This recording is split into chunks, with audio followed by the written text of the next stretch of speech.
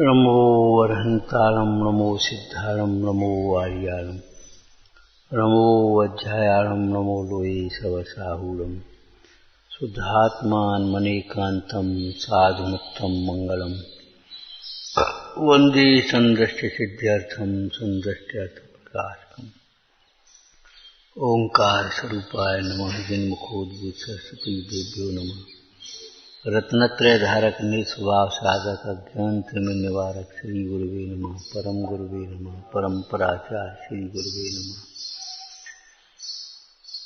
जे झाया झाणी कई कम कलंक ढहे मृत्यु निर्णय परम प्रणवे नमः समय साराय स्वानुभूत्या चकास्ते चित्स्वभावाय भावाय सर्वभावान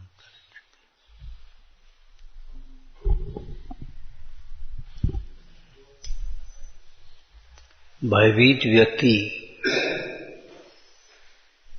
निरंतर दुखी है, मानसिक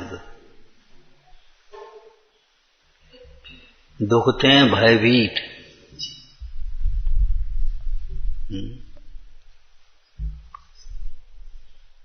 और भयभीत तो होता है लेकिन उपाय नहीं सोचता।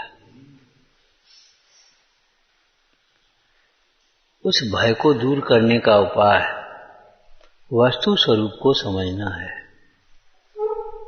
जहां निशंकता आई स्वरूप के प्रति वहीं भय स्वयमेव उत्पन्न नहीं होता। जैसे भक्तामर स्तोत्र में मानतुंग स्वामी ने कहा, हे भगवान, जो आपके भक्त हैं भय उनसे भयभीत होकर के भाग जाते। वे भयों से भयभीत नहीं होते, भय उनसे भयभीत होते हैं। हम इनका क्या कर पाएंगे। लौकिक में सामान्य लोग डाकुओं से डरते हैं और डाकू पुलिस से डरते, पकड़ने जा। भ्रष्टाचारी ईमानदार से डरता है। ऐसे ही अज्ञानमय भाव है। भय ज्ञानी से डरते हैं। इनका क्या करेंगे। वस्तु स्वरूप विचार खुशी से सब दुख संकट सहा करें। तो सम्यक्ति जीव, सम्यक्ति अर्थात स्वरूप के श्रद्धानी। सम्यक्ति अर्थात स्वरूप के श्रद्धानी। स्वरूप कहो, तत्व कहो, तत्व श्रद्धानी। सम्यक्ति जीव अर्थात स्वरूप के श्रद्धानी। कैसे श्रद्धानी। स्वानुभव पूर्वक, केवल सुना पड़ा नहीं है, स्वानुभव पूर्वक अपने स्वरूप का अनुभव किया है। जैसे मोही जीव शरीर को बिना किसी के कहे सुने, बिना पढ़े हुए अपना मानते हैं, ऐसे ज्ञानी जीवों को आत्मा अपना लगा है। और उस आत्मज्ञान की स्वच्छता में प्रकाशत्व और स्वच्छत शक्ति दोनों ज्ञान के साथ में है। तो आत्मज्ञान की स्वच्छता में देह उन्हें भिन्न भाषित हुई है। देह भिन्न है, क्यों लिखा है इसलिए भिन्न है, ऐसा नहीं। संसार में सुख नहीं है, क्यों लिखा है। भगवान की वाणी में आया है। अरे भाई, भगवान की वाणी में आया है, तेरे ज्ञान में आया कि नहीं ये बता। जिनवाणी में कहा है, परंतु तुझे निर्भयता तब तक नहीं होगी जब तक तेरे ज्ञान में भाषित नहीं। हम कहते हैं इसमें बहुत लाभ है, बहुत लाभ है, तुम्हें तो लगता ही नहीं है। तुम्हें शंका लगी है कहीं ऐसा तो नहीं हो, लाभ नहीं हुआ तो क्या होगा। अपने ज्ञान में लाभ भाषित होवे तब काम बने। तो भय के अभाव के लिए स्वरूप का दिग्दर्शन कराया। और द्रव्यान योग शैली में वस्तुनिष्ठ कथन होते हैं। तो वस्तुनिष्ठ कथन में क्या है, ज्ञानी को भय नहीं होता, ये कथन आएगा। जब उपदेश शैली आएगी चरणानी योग की, तब क्या कहेंगे? तुम्हें भय के अभाव के लिए ज्ञानी होना चाहिए। भय का अभाव करने के लिए यथार्थ ज्ञान कर लो। अंधेरे में रस्सी के टुकड़े को सर्प जान करके भय हो गया। अब क्या करें? देखो उसको उजाले में और रस्सी का टुकड़ा समझ लो, अब भय नहीं रहेगा। चलो, ये तो एक दृष्टांत है। हम कहते मान लो कदाचित सर्प ही है, अब क्या करोगे? मर गए, क्या होगा? मर ही जाओगे। सर्प है तो घबराओ मत, बिल्कुल संतुलन मत खो। ये सोचो, ये सर्प भी तो जीव है, बिना बैर के नहीं काटेगा, बिना कुछ बिगाड़ के नहीं काटेगा। तुम अपना बचाव सोच रहे, वो अपना बचाव सोच रहा। अब तुमने लाठी लेकर के मारना शुरू, वो हड़बड़ करके वो काट ही लेगा। मौका उसका, तुम्हारा मौका लगे तुम लाठी मारोगे तो उसका मौका लगेगा तो वो नहीं काटेगा। मान लो सर्प ही है, रस्सी का टुकड़ा नहीं है, अब क्या कर? अब कैसे निर्भय हो जाए? क्या सुनो, पहले तो ये सोचो ये भी जीव है। यदि पूर्व का बैर विरोध हुआ या वर्तमान में कोई असाधना हुई, पैर पड़ जाए, घबरा जाए, चोट लग जाए उसको भी, उसके किसी भोगों में अंतराय हो जाए, वो बैर लेने के लिए आगे सामने आ गया। ठीक है ना? अब तो पहले नंबर पर अब क्या करना है कि बैर विसर्जन करो। ज्ञान से बैर का विसर्जन होगा। दूसरी बात ये सोचो कि बैर हुआ, मान लो अंतिम स्थिति ये है काट लेगा, चलो काट लिया तो दे ही तो मरेगी, मैं थोड़ी मरूंगा, बस खत्म हो गया, भय खत्म हो गया। भाई सर्प के काटने से केवल आयु अगर पूरी हो रही होगी, अधिक से अधिक यही तो होगा, और क्या होगा? इससे ज्यादा तो कुछ नहीं होगा।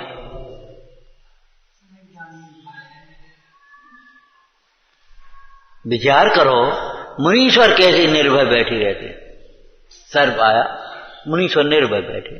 अरे मुनीश्वरों की बात तो अलग है, गांधी जी बैठे रहते, हिले भी नहीं। सर्प अपना घूमता रहा, देखता रहा और पीठ पे चढ़ गया। अब घबरा, क्या हुआ? और बिल्कुल शांत बैठे रहे। थोड़ी देर में वो उतर करके चला गया। लोगों ने पूछा, आप हिले भी नहीं, अगर हिलते तो ये घबराता और जरूर काट देता। भयभीत होना समाधान नहीं है, उलझना है, माने ये हमारे दुख को बढ़ाएगा। इसलिए अंतिम स्थिति की कल्पना कर लो। मान लो सर्प ने काट ही दिया तो क्या होगा? आत्मा तो अजर अमर है। हम तो, हमारे पूर्वज कैसे हुए हैं विचार करो, पुराणों में कथाएं पढ़ी हैं। अजगर के मुंह में भी समाधि करी है। बिसल्या का जीव था, अनंग सरा चक्रवर्ती की पुत्री, जंगल में अजगर निकल रहा है, अजगर के मुंह में समाधि। सामने पिता आ गया तीर छोड़ने के लिए, पिताजी अवैधान, मेरा तो त्याग है, आर पानी का समाधि धारण कर दी। एक जीव की रक्षा के लिए एक जीव को क्यों मार दियो? ये तुम्हारी पुत्री और ये दुश्मन, ये क्यों देख रहे हो? जीव को जीव देखो बस। जीवो मंगलम, जीव को जीव देखने से मंगल होगा, और जीव को किसी अन्य रूप देखोगे तो अमंगल होगा। न्याय की बात। जीव, अपने को भी जीव देखोगे तो मंगल होगा। किसी प्रकार का पाप उत्पन्न नहीं होगा, मोह राग द्वेष उत्पन्न नहीं होगी। अपने को जीव देखोगे तो शरीर अपना नहीं दिखेगा, और जब शरीर अपना नहीं दिखेगा तो इंद्रिय सुख नहीं दिखेगा, और इंद्रिय सुख नहीं दिखेगा तो इष्ट अनिष्ट की कल्पना नहीं होगी, इष्ट अनिष्ट की कल्पना नहीं होगी तो राग द्वेष नहीं होगा। जीवो मंगलम, जीव मंगल स्वरूप है, और मैं जीव हूं ऐसा अनुभव करने से मंगल होता है। मैं जीव हूं ये देखोगे तो तुम्हारे जीवन में मंगल होगा, अमंगल नहीं हो सकता। आनंद होगा, दुख नहीं हो सकता। ठीक है ना? क्योंकि जीव की अनुभूति, जीव आनंदमय है, उस जीव की अनुभूति आनंदमय होगी।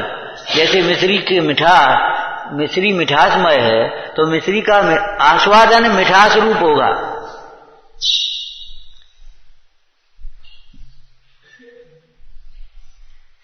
मिश्री का आस्वादन खटास रूप कैसे होगा? कड़ुआहट कैसे आएगी उसमें?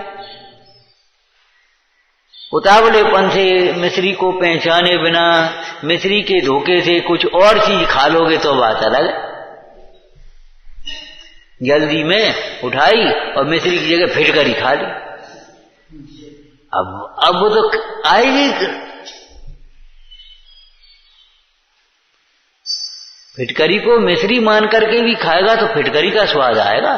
देह को आत्मा मान करके भी यदि अनुभव करेगा तो दुख का अनुभव होगा, मोह उत्पन्न होगा। परद्रव्य को अपना मान करके उनके प्रति राग करेगा तो भी दुखी होगा।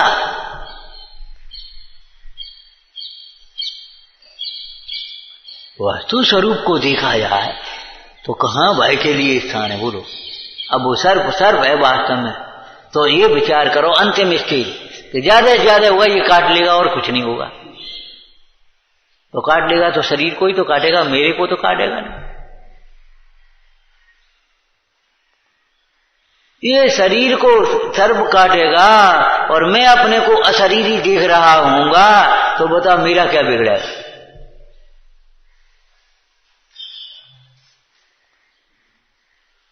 अंतिम यह बात है। इससे पहले अभी बहुत गुंजाइश है। काटने की भी कोई जरूरी नहीं है, काट ही ले तुम। जरूरी नहीं है, काट ही लेगा वो। खेल करके भी चले गए। नेवला आए मयूर मिलकर के जहां आनंद मनावे, जंगल में मुनराज हो मंगल स्वरूप ध्यावे। गुरु भक्ति तो गाना थोड़ा ही है। गुरु भक्ति माने इस प्रकार का चिंतन करके निर्भय होना है। यदि सर्प अकारण काट लेगा तो सबको क्यों नहीं काट लेता? हर समय क्यों नहीं काट लेता? कोई पूर्व का विरोध हो अथवा वर्तमान की आसाधना हो। तो अगर मान लो वर्तमान की आसाधना हो जाए तो भी उसे क्षमा मांग लो। हे नागराज क्षमा करो, अनजाने में तुम्हारी विराधना हो गई, उसको इलाज करो। घबराओ नहीं। अगर मरणासन हो रहा हो तो नमोकार मन सुनाओ, गति सुधारो। पार्श्वनाथ भगवान के बताओ क्या किया था? बोलो। पार्श्वनाथ ने अपनी कुमार अवस्था में क्या किया? नमोकार मंत्र सुनाया। नमोकार मंत्र सुनाने का मतलब नमो रंतारम ही नहीं है। नमोकार मंत्र सुनाने का मतलब है पंच परमेष्टि के उपदेश को सुनाया। तुम जीव हो, तुम बैर विरोध मत करो, तड़फो मत, देह से भिन्न आत्मा का अनुभव करो, इस मोह को छोड़ो। नमोकार मंत्र सुनाने का मतलब ये है।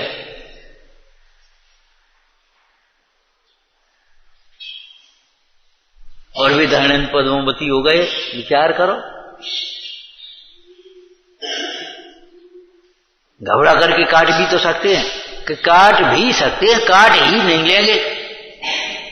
तुम संभावना में तो जी रहे हो, कल्पना में तो जी रहे हो और यथार्थ को स्वीकार नहीं कर रहे।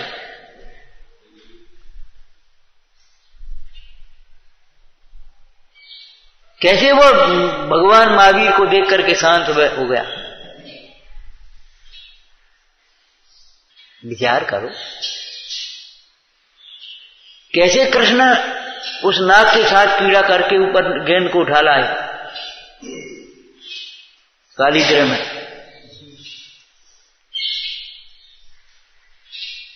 जीव को जीव देखो, तुम्हारे अंदर में न भय आएगा, न मोह आएगा, न राग आएगा।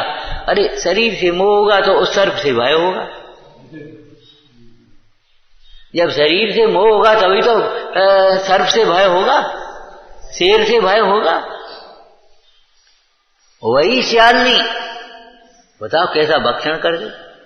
और वही व्याघ्री भक्षण कर गई सुकौशल का, सुकौशल मुंडाज का भक्षण, और कीर्गर मुंडाज को देख करके शांत हो गई, और शांत होकर के उसने समाधि करके स्वर्ग चली गई। बता, विपरीत चिंतन मत करो, विपरीत चिंतन मत करो। ये देह मेरी है, मैं देह रूप हूं, ये विपरीत चिंतन है। ये परिग्रह मेरा है, ये विपरीत चिंतन है। ये मेरा इष्ट, ये इष्ट है, ये अनिष्ट है, ये शत्रु है, ये मित्र है, ये विपरीत चिंतन है।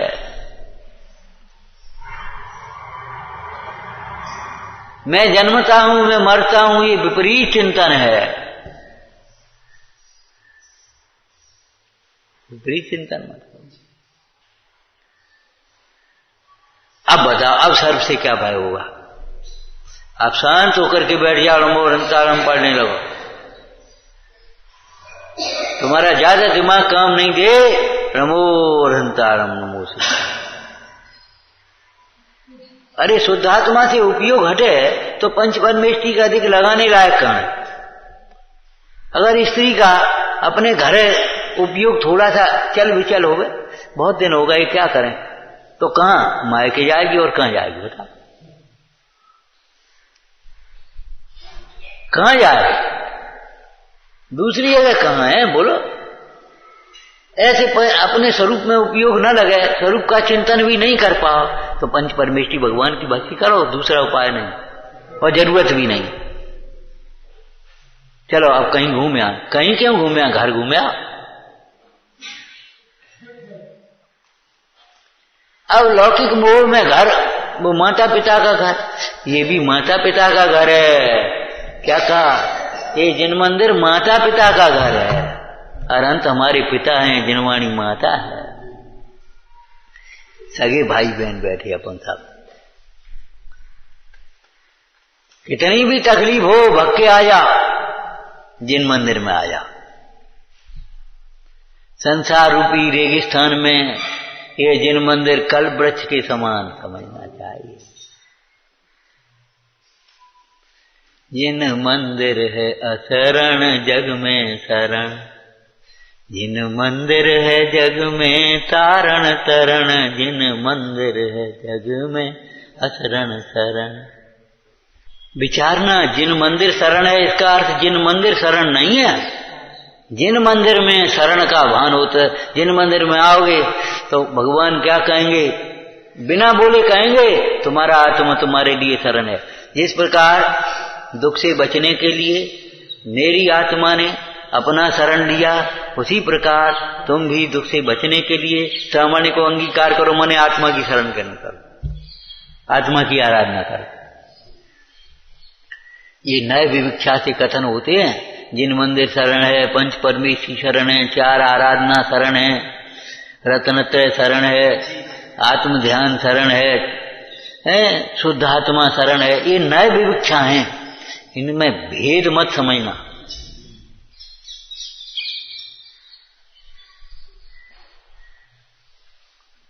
बोलो कहां भाई?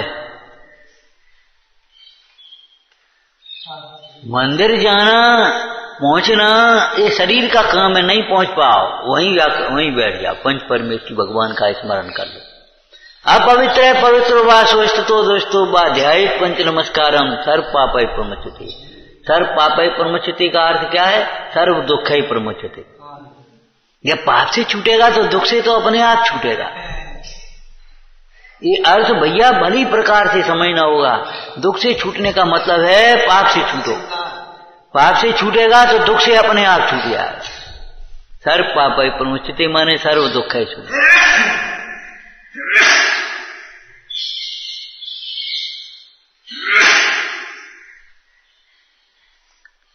अब कहां भाई बोलो? शरीर को भी नहीं काटेगा, और मान लो शरीर को काट भी लेवे तो मेरे पास वेद विज्ञान है कि नहीं? वेद विज्ञान ही शरण है। मैं तो शरीर ही भगवान आत्मा, मुझे तो नहीं काटेगा। अरे शरीर को कदाचित काटने भी लगे तो बैर मत लाना, बैर मत लाना, नया बैर मत बांध देना। कदाचित तुम्हारा रुपया कोई मार भी लेवे तो बैर मत लाना। अरे तुम्हारा है ही नहीं और तुमने मारा होगा, और मान लो नहीं मारा होगा, आगे देगा, परेशान क्यों? तुम क्यों दिक्कत परेशान करते हो? लड़ने मत बैठना भैया, अचेतन के लिए चेतन, अचेतन के मोह में चेतन का अनादर मत करना।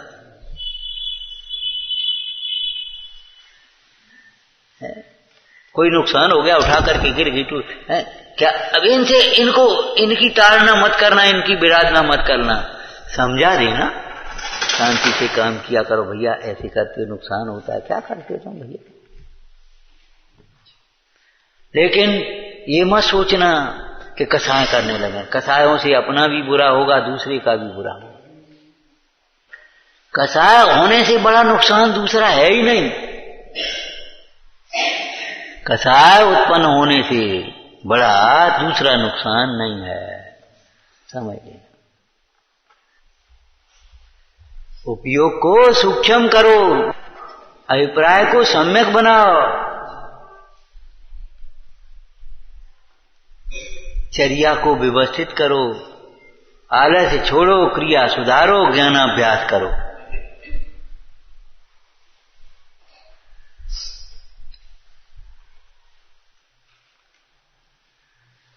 ये चर्चा हम इसलिए कर रहे, देखो कि जहां भय होता है कल्पना से उत्पन्न होता है, मिथ्या कल्पना से। तो जब भय उत्पन्न हो गए तो वस्तु स्वरूप को सामने कर दो। जैसे इस लोक का भय, अब आचार्य भगवान ने लोक को सामने कर दिया। इस लोक का भय ज्ञानी को नहीं होता, क्यों? ज्ञानी के सामने अपना लोक होता है, ज्ञानी के सामने अपना लोक होता है। एक अनादि निधन शुद्ध चैतन्यमय लोक ही हमारा शाश्वत लोक है। अब जब ये लोक अपना है तो अब ये लोक जिसको हम ईलोक मान रहे थे, इस ईलोक माने क्या कहा था कल, क्या अर्थ किया था? अरे तुम्हारा, हाँ, ईलोक माने वर्तमान की पर्याय। अब वर्तमान में हमने अपने को मनुष्य मान लिया है, और वर्तमान में हमने अपने को गृहस्थ मान लिया है, वर्तमान में हमने अपने को व्यापारी मान लिया है। अब मेरा व्यापार बिगड़ न जाए, मेरा कोई अनादर न कर दे, मेरे इष्ट का वियोग न हो जाए, मेरे अनिष्ट का संयोग न हो जाए, ये सब इस लोक संबंधी भय में आते। भय कैसे होता है इस लोक का? तुमने पढ़ा है, भय होता कैसे है ये बता। ये चार बातें कहीं यही तो होता है, मेरे इष्ट का वियोग न हो जाए, ये लड़का कहीं चला न जाए, ऐसे ही तो भय होगा। मेरा पैसा कहीं कोई मार न ले, मेरी वस्तु कहीं गुम न जाए, खो न जाए, शरीर बिगड़ जाए, ये बाद में कहेंगे, क्योंकि बेटना भय में आगे आ गया, इसलिए इनको अलग अलग कर दिया। तो इष्ट के वियोग का, अनिष्ट के संयोग का, आजीविका के बिगड़ने का, अपमान आदि के होने का, इस जीव को भय होता है। यदि वस्तु स्वरूप देखा जाए कि तुम्हें भय होता है, तुम हो कौन ये बता। मेरा अपमान कर दिया, मेरा अपमान कर दिया, तुम हो कौन ये बता पहले। अपमान करने वाले को हम देखेंगे, तुम हो कौन। अरे उसने तुम्हारा अपमान कर दिया, ये बताओ, कमठ ने पार्श्वनाथ भगवान का अपमान कर पाया?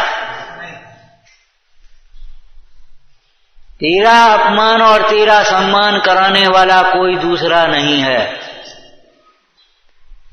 तेरा अपमान और सम्मान बाह्य दृष्टि से देखा जाए, बाहरी दृष्टि से, तो अपने यश और अयश प्रकृति के उदय से होता है। बैठ जाओ, वहीं बैठ जाओ। यश प्रकृति का उदय हो तो अपने आप सम्मान मिलता, अयश प्रकृति का उदय हो तो अपने को अपमान मिल जाता, लौकिक दृष्टि से, ठीक है ना। उसमें भी कोई दूसरा प्रबल कारण नहीं है, उसमें भी तुम्हारे यश प्रकृति का उदय और अयश प्रकृति का उदय कारण। अब अपना अपमान है, अपना अपमान के जी बताओ कि अपमान क्या अपमान करेगा कोई? करके बताओ, तुम हमारा अपमान करके बताओ, चलो करो। फिर पंडित जी बहुत गुस्सा करते हैं, ये ढंग से नहीं, ये बहुत खाते हैं, ये बहुत सोते हैं, तो ये बताओ इनमें हमारा क्या स्वरूप है, ये बता दे। अपमान का मतलब क्या समझ लिया तुमने? कोई शब्द ही तो है दो चार, वो शब्द यथार्थ है कि सही है, वो गलत है। अगर यथार्थ है तो दोष को दूर कर लेना चाहिए, इसमें अपमान की क्या बात है? हम कह रहे सीधे बैठो, कैसे कैसे बैठे हो, तो अब तुम्हें सीधे बैठ जाना चाहिए, इसमें अपमान की बात क्या है? और अगर मान लो हम पहले ही सीधे बैठे हैं, हम कहें सीधे बैठो, तो तुम्हें कोई बात नहीं, किसी और से कही हो सकता है, फिर तुम्हें परेशान होने की क्या बात है, ये बता। हमने ये कहा भैया सीधे बैठो, तो अगर तुम टेढ़े बैठे हो तो सीधे बैठ जाओ, और अगर टेढ़े नहीं बैठे हो तो इतने लोग हैं, किसी और से भी कही जा सकती, तुम क्यों परेशान हो रहे हो? तुमने अपना अपमान क्या मान लिया? किसमें मान लिया तुम्हारा अपमान, जब तुम टेढ़े बैठे ही नहीं हो? पंडित सदा सुखदास जी ने ये बात लिखी है उत्तम क्षमा के प्रसंग में। अगर कोई हमसे कह रहा है तो पहले ये देखो ये दोष हम में है कि नहीं है, यदि है तो दूर कर लो, उपकार भी मानो। भैया तुम्हारी ये पेंसिल गिर गई, तो उपकार मानना चाहिए ना, उसने बता दी ऐसे तुम्हारी परिणति गिर गई, तो उपकार मानना चाहिए और दोष को दूर करना चाहिए। और यदि नहीं गिरी, भैया पेंसिल गिर गई, आपकी गिर गई, नहीं हमारी तो ये है, हमारी नहीं, हम आज लाए नहीं थे, खत्म हो गई बात।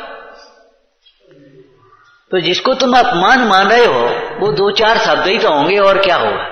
अगर ऐसा दोष तुम में है तो तुम दूर कर लो, अगर दोष नहीं है तो बुरा मानने की कोई बात ही नहीं,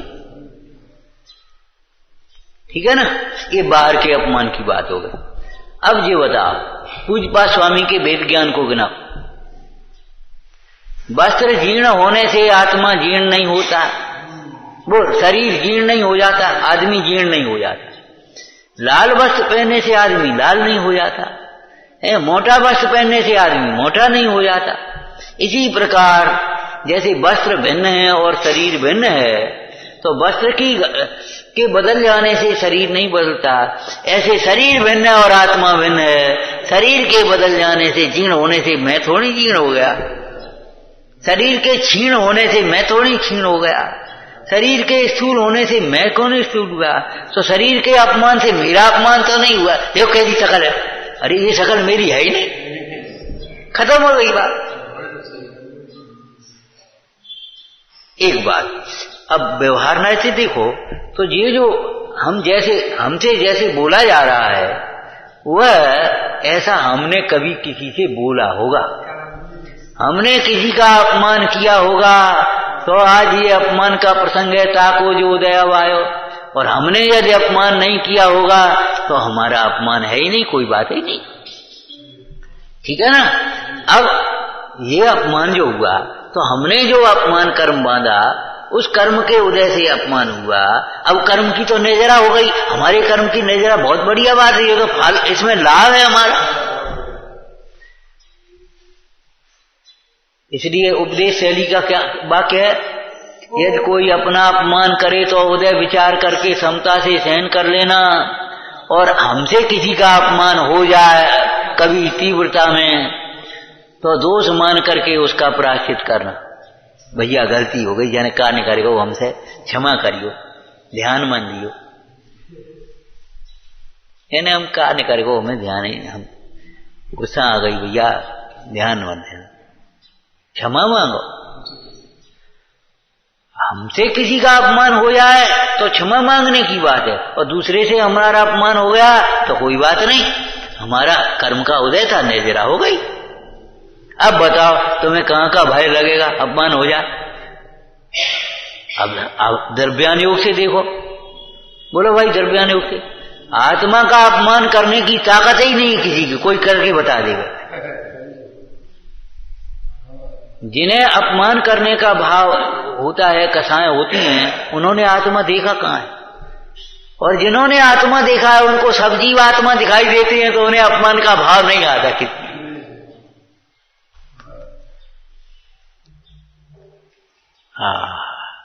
आत्मा भिन्न है और शरीर भिन्न है, ऐसा भेद ज्ञान हुआ।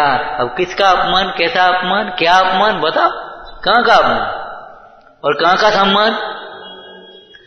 अब देखो कर्णानियो, जो अपमान का प्रसंग बनता है वह मेरे ही परिणाम का फल है। मैंने किसी का अपमान किया होगा, उसका फल है। तो अब मुझे समता से सहन करना चाहिए। इसमें संक्लेश करने से तो नया नया कर्म बंद और हो जाएगा, नया कर्म और बंद होगा। अभी इतना अपमान से डरते हो, फिर कितना अपमान डरोगे? अपना अपमान कौन कराता है? अपने परिणाम, अपनी चेष्टाएं। अपना अपमान बिल्कुल गधा है ये कौन कहलवाता है तुमसे? तुम्हारा अज्ञान ही तो तुमसे कहलवाता है। क्या नारकी की तरह लड़ते हो, क्या कुत्ते की तरह लड़ते हो? तो ये बताओ, ये तुम्हारा जो परिणाम है लड़ाई का, वही तो तुमसे तुम्हारा अपमान करा रहा है। अब डांटना है तो अपने बच्चे को डांटो ना, अपने परिणाम को डांटो। लोक में तो न्याय है, माता पिता समझदार होते तो अपने बच्चे को डांटते, दूसरे को नहीं। चलो यहां से, चलो भीतर, घर में खेलो। अगर वो रोता हुआ भी आए, उसने मुझे मारा, तो भी उसी को डांट देगी मां। तो वह खेलने क्यों जाता है? ये बता, इतना बड़ा घर अपना है, यहां क्यों नहीं खेलता? जब जानता है वो मारता है, वो ऐसा गंदा लड़का है, तो उसके साथ खेलता क्यों तू? तो ऐसे ही जब तुम जानते हो देह भिन्न है, कर्म भिन्न है, राग भिन्न है और रागादिक हे हैं, तो उनके साथ में तुम जुड़ते कहा हो? ये बता दो, अपनी परिणति को क्यों नहीं संबोधन कर रहे? यदि अपनी परिणति को संबोधन करो तो बताओ कहां काय का भय? अब निर्भयता कैसे आएगी? देखो, अगर हमारे अयस प्रकृति का उदय होगा तो हम चाहे कितनी अच्छी तरह काम करें, सोच समझ के काम करें, बहुत ढंग से काम करें, तो अभी हमें बुराई मिलेगी। ये मान के चलो, उस बुराई से हमारा बुरा नहीं होगा। ये ध्यान रखो। क्या कहा? बुराई से हमारा बुरा नहीं होगा। हमारा बुरा तो हमारे परिणाम से होता है। ठीक है ना? तो अब बताओ, अब अपमान का भय कहां का? अब अपना सम्मान कराने वाला कौन है? ये भगवान है। इनको भगवान बनाने वाला है कौन? ये बताओ, कौन ने इनको भगवान बना दिया? इनके परिणामों ने। नमोता ही आते हैं भाई अरंताभिमान। इनकी वीतरागता नहीं तो इन्हें भगवान बनाया है। तो इनका सम्मान कराने वाला कौन है? हमें इनका सम्मान करना आज। इनका सम्मान कराने वाला कौन है? इनका दान का परिणाम, इनका क्षमा का परिणाम, इनका उदारता का परिणाम, इनका दया परोपकार का परिणाम, इनकी वीरता का परिणाम, ये लौकिक है। अंदर में सम्मान कराने वाला कौन है? इंद्रादिक चरणों में नमेंगे, सम्मान करेंगे, भक्ति करेंगे। सम्मान का अर्थ ही पूजा होता है। पूजा माने सम्मान है। तो ये बताओ, इन भगवान का सम्मान कराने वाला कौन है? इनका वीतराग विज्ञान का परिणाम। तो हमारा सम्मान कौन कराएगा? बोलो। अब तुम सोचो, हमारा भी ऐसे ही, हमें भी ऐसे ही सम्मान मिले, कि तुम भी ऐसे ही ज्ञान प्रकट करो, रत्नत्रय प्रकट करो। या तुम भी ऐसे ही रत्नत्रय प्रकट करोगे तो 3 लोक में तुम्हारी भी पूज्यता होगी। ये पूज्यता कोई शरीर की, कुल की, जात की, वेश की नहीं है। ये पूज्यता काय की है? गुणों की पूज्यता है। गुणेषु अनुराग है। तुम भी ऐसे गुण प्रकट कर लो, खत्म हो गई बात। तो अपमान का भय करता है, सम्मान की चाह करता है, लेकिन अपमान के काम नहीं छोड़ता, सम्मान के काम नहीं करता।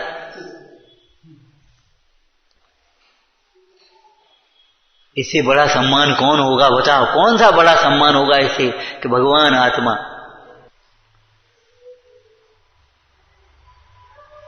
तो लोक के सामने लोक को रखा, लोक का भय दूर करने के लिए लोक को सामने रखा। तेरा लोक ये है, सुन, शुद्ध चैतन्यमय लोक ये तेरा लोक है। इसके अतिरिक्त जिस लोक को अपना लोक माना है वह लोक अपना लोक ही नहीं है, इसलिए उसका भय मिथ्या है। उसका तो भेद ज्ञान होने पर कैसा परिणाम आ जाता है, छेदाय या भेदाय या कोले जाए या नष्ट किसी प्रकार बने।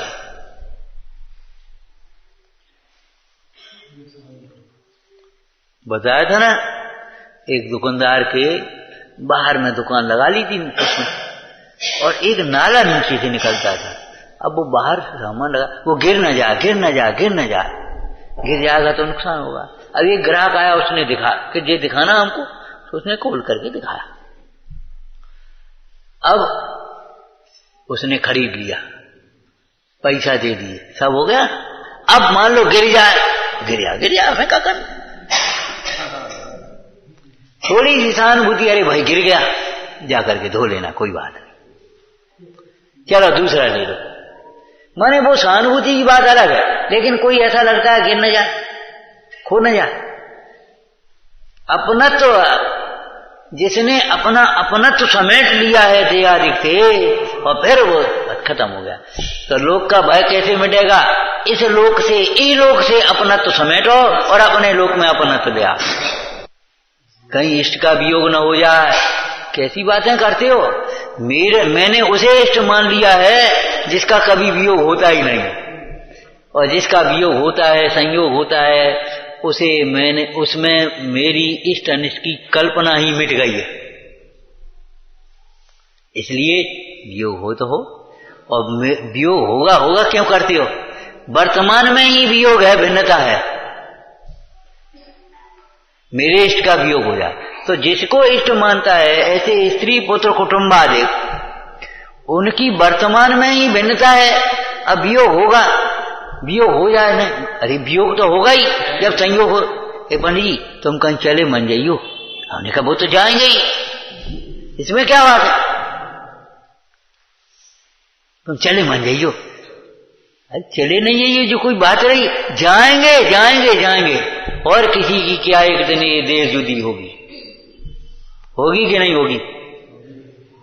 कल कहा था हमने, देखो संयोगों का विश्वास करना कि नहीं करना, बोलो।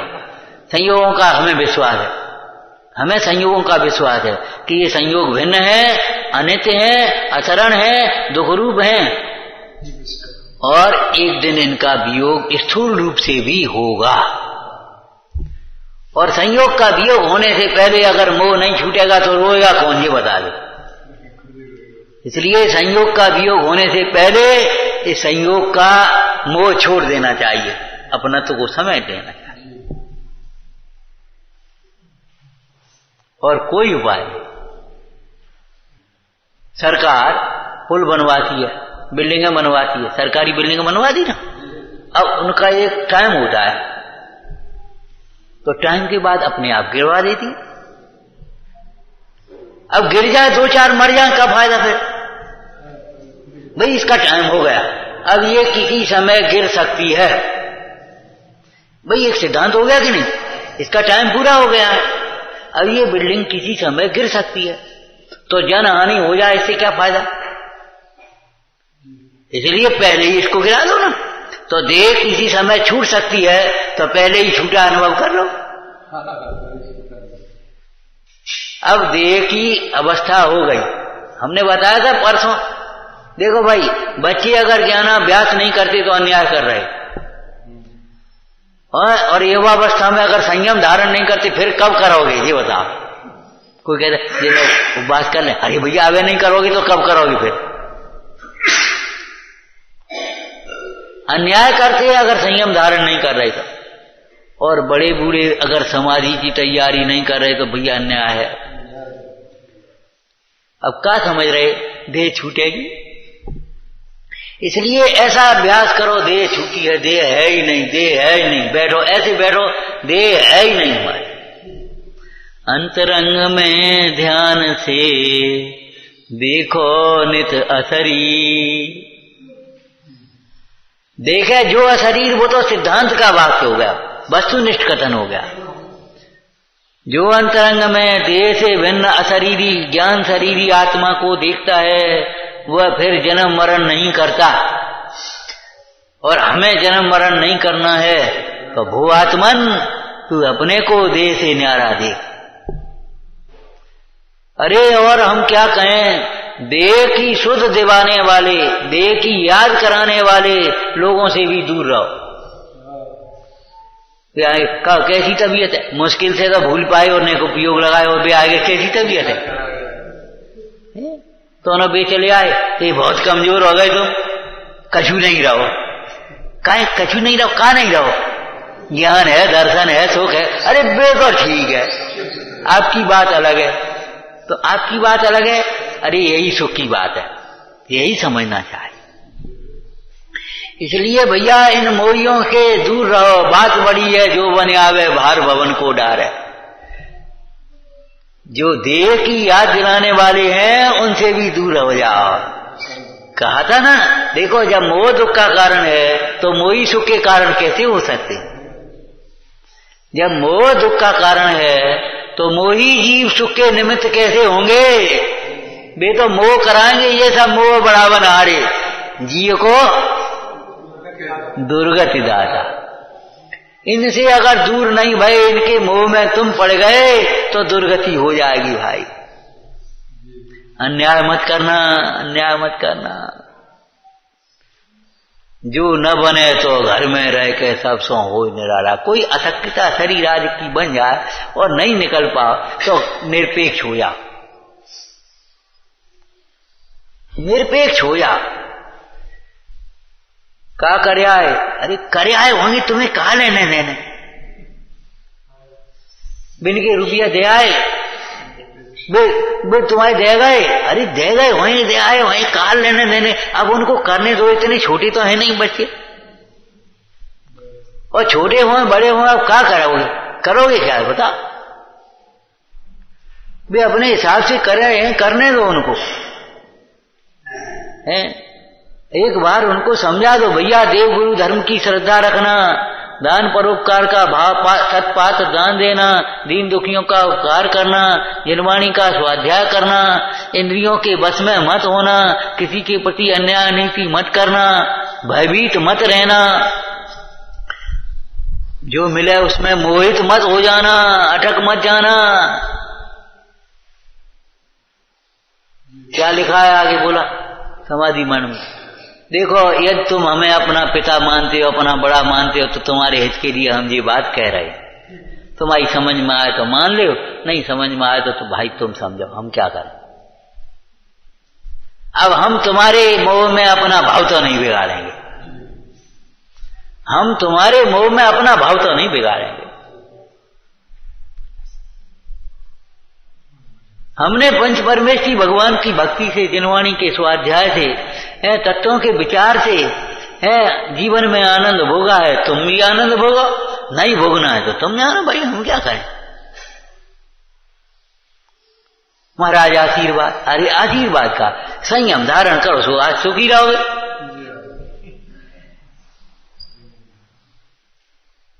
आपने देखा होगा है, मुनि महाराज के पास कोई जाए, महाराज आशीर्वाद, पीछे दिखा देते हैं। पीछे दिखाने का मतलब क्या है, संयम धारण करो, पीछे संयम का उपकरण है।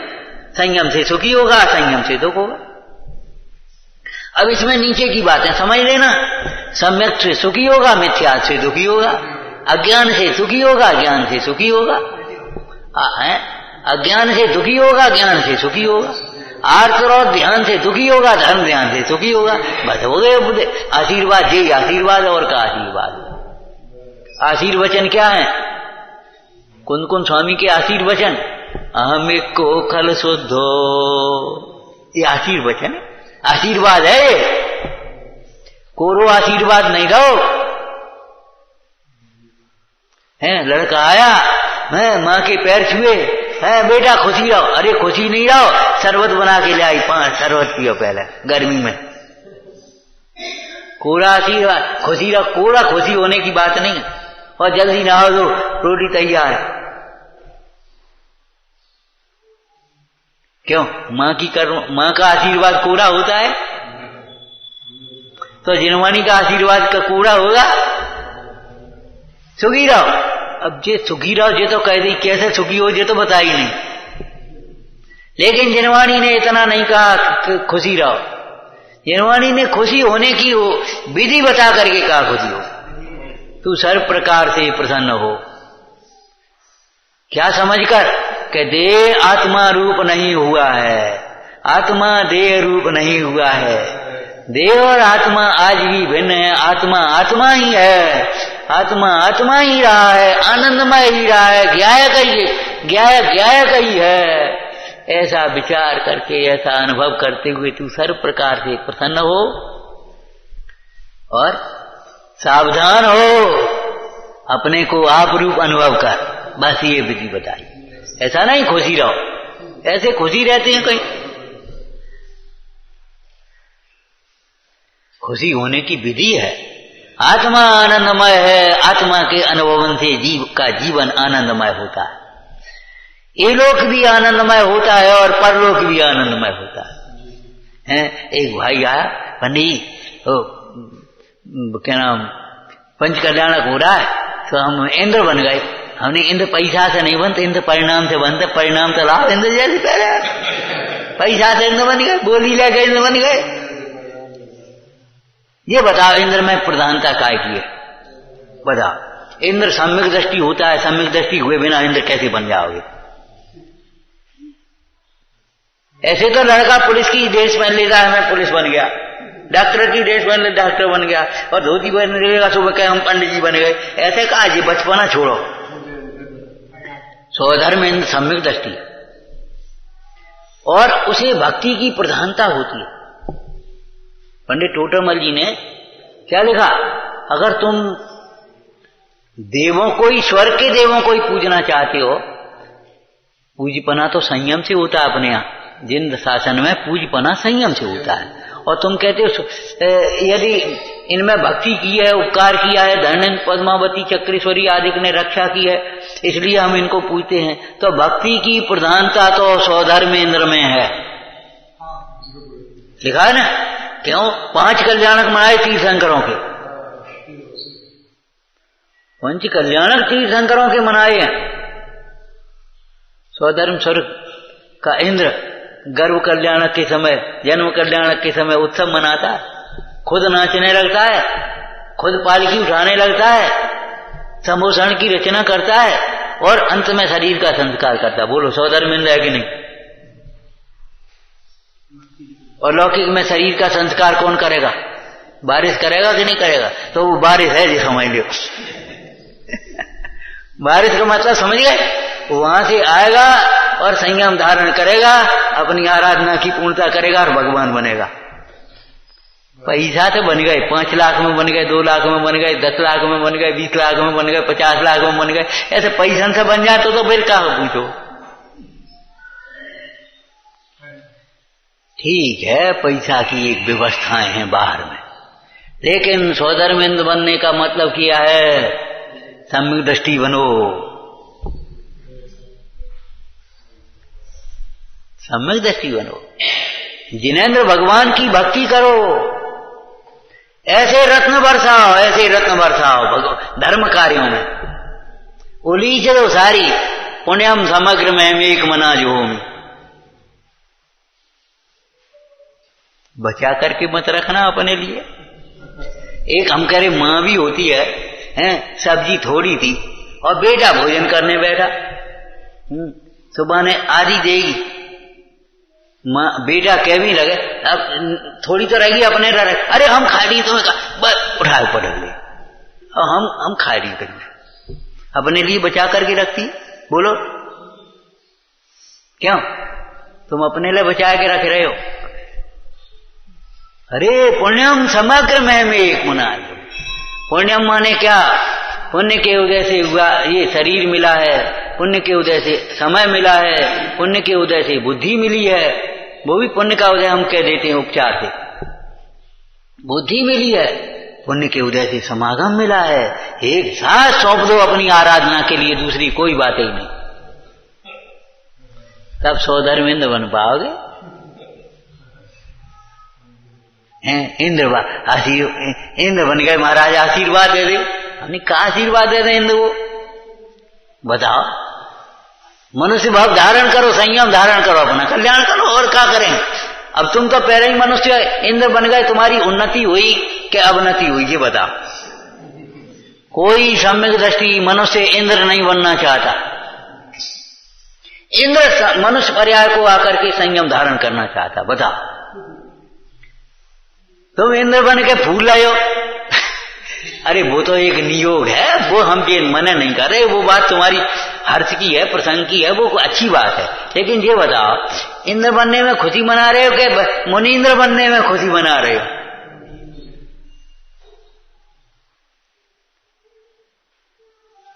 क्यों? एक लड़का बोला अगली साल परीक्षा नहीं दे सकते, अगस्त का महीना, स्वास्थ्य ठीक, सब बात, अगली साल परीक्षा। अरे जा साल का नहीं दे रहे, ये बताओ तुम मैं अगली साल क्यों पूछ रहे हैं? इंद्र पर्याय से आकर के फिर संयम धारण करो। अरे तुम तो अभी तुम्हें योग्यता है ना, अभी योग्यता है ना, तो अभी को समय छोड़ के और फिर आगे की प्रतीक्षा कर रहे हो, गोद को डाल के पेट की आस कर रहे हो, तुम क्या करते हो? मनुष्य पर्याय में संयम का उत्तम अवसर है, संयमी बनो। संयमी बनने के लिए सम्यक्ति बनना होगा, बिना सम्यक्ति हुए बिना संयमी नहीं हो पाओगे, ध्यान रखना। और सम्यक्ति होने के लिए तत्व निर्णय और तत्व विचार बुद्धि पूर्वक का पुरुषार्थ है। तत्व निर्णय और तत्व विचार करते हुए सम्यक्त को प्रकट करो, है, और संयमी बनो, और संयमी बन करके स्वरूप का ध्यान करो, भगवान बनो। विचार करना, लोक के भय के लिए लोक को सामने कर दिया, वेदना के भय से मिटाने के लिए वेदना का स्वरूप सोचो, वेदना है क्या और कैसे वेदना होती है। मरण के भय से के सामने आत्मा को कर दिया अजर अमर को। एक शैली में कहें तो स्वरूप का भान ही भय को दूर करने का उपाय है। स्वरूप का भान होना ही जीव को निर्भय बनाता है। ओम नमः।